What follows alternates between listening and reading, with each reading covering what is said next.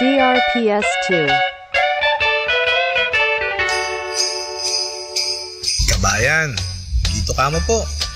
Gusto ko lang po kayong batiin ng isang maligayang Pasko at masaganang bagong taon. Alam niyo, ang Pasko ay diwa ng pagmamahalan, pagbibigayan, pagpapatawad. DRPS2. Pero sana, kahit tapos na ang Pasko, yan pa rin po ang ating gawin. Matuto tayong magmahal sa kapwa, magbigay sa kapwa, magpatawad.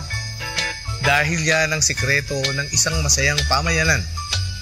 Yan po ang tunay na diwa ng Pasko. DRPS2. Kaya kabayan, lagi po tayo mag-ingat.